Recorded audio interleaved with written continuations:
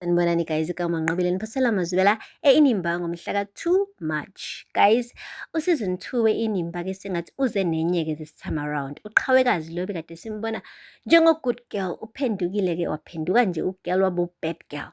Namhlanje-ke guys ubane wavuka ehhotela esey'ngubeni zombhede angawazi. Utheme ethi qala hayibo, fike kanjani la? Wakhumbula ukuthi hayibo kunobhuti thizeni aze naye la. Umane nje wasukuma wagqoka ngokushesha efuna nje ukuthi qambe uyafika lo bhuti akasekho laphaya ehhotela.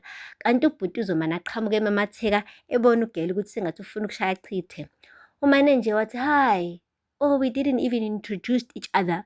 Wathi uqhawekazi khululeka, ungabusayi-introduce-a. Angivamisile ukuyenza lento engenzile bandla ngiyaxolisa, sengicela ukuba indlela. Ugele ucishe wakhohlwa ngisho amacici, lo bhuti wamkhumbuza amacici akhe. Wabe egodla iy'cathulo, wabona nanokuthi uma egqoke iy'cathulo kuzoba late, wabe uphuma ngomnyango. Guys, hhayi-ke akupheli-ke lapho. Uhambile-ke ugele wanyonyoba, waphindela ekhaya endlini. Uthe uma efika endlini uZoleka beno-Lazarus bese bevukile bey'phuzela i-smoothie. Bathi uma bembona uqhawekazi indlela agqoke ngayo, hhayi babona ukuthi lo akalalanga ekhaya. Wabuza-ke uZoleka ukuthi, girl, ulalephi? Wathi, hhayi mama, ndilale kazethu, yazi bekade sibuka imuvi sagcina sesilala khona. Wathi ulala ugqoke leyo ngubo? Wathi ewe mama, benginqena ukuba ndibuye sekulate. Wathi oh okay. Kubonakala nje ukuthi kubhalwe emehlweni ukuthi no, akaphumi kazethu girl, ubesahambile ey'ndaweni ezingalunganga. Guys, akupheli-ke lapho. Yena-ke uZoleka beno-Lazarus babhizi-ke guys, bakwi-honeymoon bengakashadi ngisho ukushada.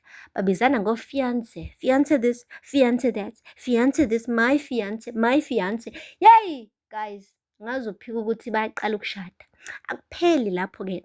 uZoleka umane nje wathi act smart this time around. Washo kahle ukuthi-ke bengicela bandla ukuthi sisayine i-prenup. Wathi ngiyazi ukuthi kuzwakala kabi kodwa angifuni ukwenzakala lento engenzeka kuyona ngesikhathi ngishada noHlathi.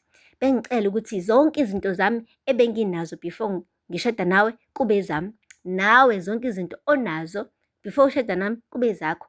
Ebese konke lokhu-ke esikwakhe sindawonye bese ehlukaniselana khona 50-50 if that is okay with you. Hhayi wavuma-ke wangananaza-ke guys uLazarus ngoba phela ushe endodeni enemali.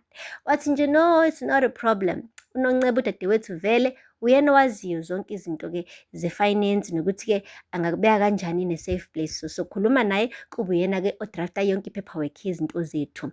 Nangampela-ke guys-ke kwaba nesivumelwano esi-right ngoba vele bobabili labantu baney'mali zabo. Akupheli-ke lapho. Kumane kwafika yena kuNonceba very excited about this marriage. Esho kahle ukuthi guys, I'll be spending a few days with you before sihamba selapha ezilalini siyolungiselela iy'ngxoxo zamalobola. Bengicela-ke bhuti this time around lo mshado awulasti man. Yabo uma ukuthi lo mshado awulasti, andikuxelela ngizomane nje ngithathe wonke ama-assets wakho ngiwanikeze uZoleka. Eshe ey'ncokolela u-girl ezama nje uku-encourage uLazarus ukuthi this time around angamushi, awugcine lo mshado ngampela for years and years to come. Akupheli-ke lapho guys. Ngale komabandla kushubile. uHlathi uvuke ekuseni ngovivi. Uma siqala kusinki guys, izintsha ey'ngcolile zigcwele phuhle. Uma siqala dining, hayibo osofa guys, hayi batshekile. Uma siqala phezu kwetafula guys kukhona isinkwa obona kahle ukuthi sehleli for 2-3 days laphaya, sesibhuza ngisho iy'mpukane. Hhayi ubhuti umane waphithanelwe yikhanda.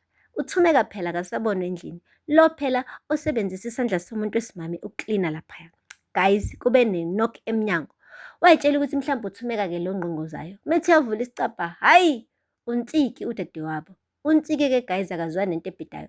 Umane nje wakhuza umhlola engena wathi hayi Hlathi, hhayi khona mthetho, kutheni uba kungcole kangaka apha? Hayi kumdaka mani, ungaze ufunga uba kuhlala iziyagu futhi ngisho iziyagu izohlala endlini ecoleke kangcono kunale. Kwenze njani imithetho ha? Wathi angithi ulimisi uhambile wandishiya for 2 weeks.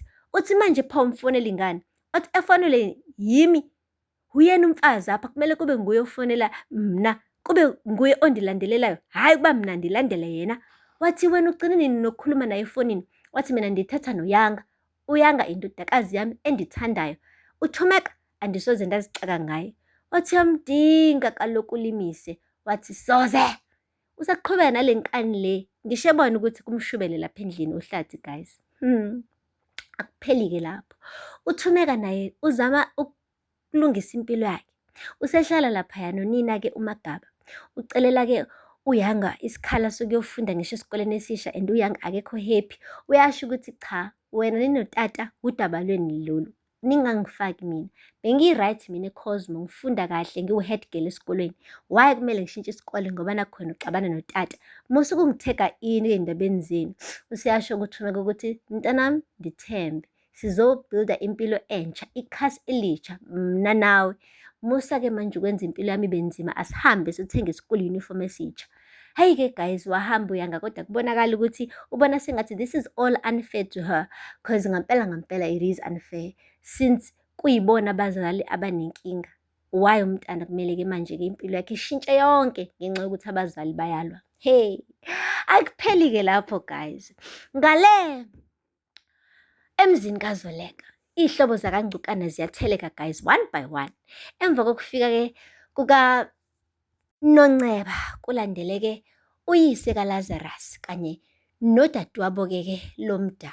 Guys, bathe befika nje ekhaya kwaphinde kwangena imeseji efonini yakhe uLazarus ukuthi ngampela sekuzofika-ke no-Azande oyindodane-ke kadadewabo kababa kaLazarus. Hey guys, u-Azande-ke kubonakala sengathi uyileli soka leli kade lichitha ubusuku laphayana, uQhawekazi, the mystery guy. uGaye ongavaze eze azisho ngisho igama kuQhawekazi, u-one night stand wakhe. Hey guys, uthe nje uma wakhe esajabulile ukumbona undodana wakhe-ke efika laphaya emzini-ke kaZoleka, be-introduce-ana-ke nakuZoleka ukuthi hhayi lo unyana wami u-Azande, kukuhle kunjeya. Obeqhamuka uQhawekazi ephethe ibhakede eligcwele ama-ice cubes. Guys, uma nginitshela ukuthi ube ukuthi nje eye contact with u-Azanda, hayibo, kwamane kwakuyibhakede lama-ice cubes guys, lashaya phansi emathalizini. Yeyi, waqhaqhazela ugirl bengathi ubona isipoki. Naye u-Azande waba nokuthuka ukuthi hayibo le ntombazane ifunani manje lana, ngoba phela ngiyigcina izole ehhotela, ihlala lana nayo, siyihlobo, what is happening? Yeyi, umane nje wathuma wakhe, hayi kanti-ke ningothuki.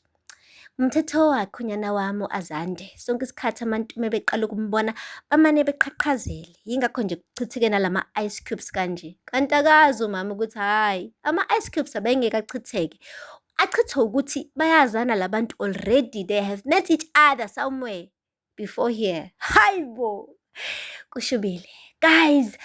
Aphela lapho-ke amazwibela namhlanje. Aziyozala nkomoni ngomso. Ningakhohlwa kusubscribe, nilike ne-comment. Until next time, bye. Sanibonani guys, igama Nqobile niphosela amazwibela e-Inimba ngomhla ka-2 March. Guys, useason 2 we-Inimba ke sengathi uze nenye-ke this time around. uQhawekazi lo bekade simbona